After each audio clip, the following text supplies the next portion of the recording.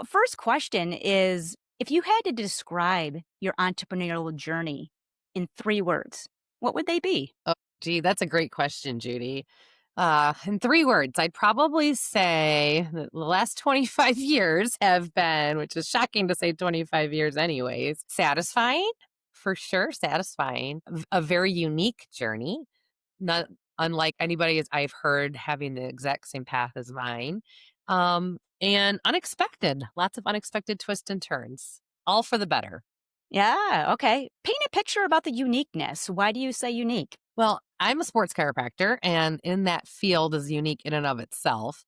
So I have not necessarily ended up in my journey in the exact same way I envisioned it to be when I graduated from chiropractic school. So I've set up and run business in many different types of institutions and different types of models, and from very small to scaling up very large, and in 3 different cities and 2 different states.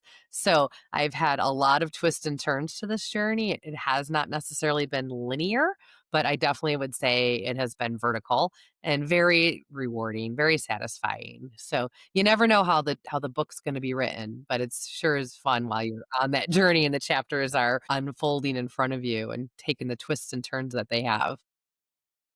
I absolutely love that analogy. And speaking about uniqueness, I remember you setting up a practice in Kalamazoo, Michigan, but then also practicing out west in Denver and even being with professional sports teams. Tell me just tell me about that. That's correct. That's correct, Judy.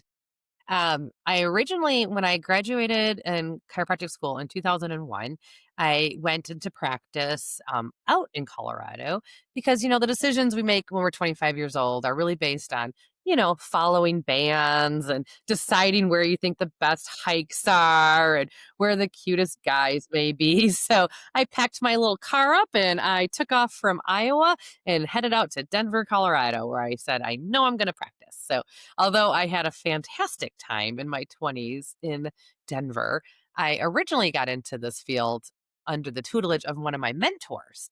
And he was practicing back in Kalamazoo, Michigan, and had always wanted me to come back and be part of his practice. So, fast forward 2 years where I've been in practice, and I'm starting to realize the importance of mentorship and realizing that would really benefit me on my career path to spend some time with my mentor now that I had been out there in the field.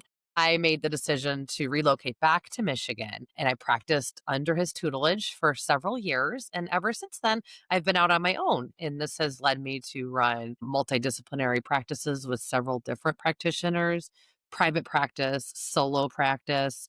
I've practiced within multidisciplinary institutions and I've worked for many different teams throughout my career.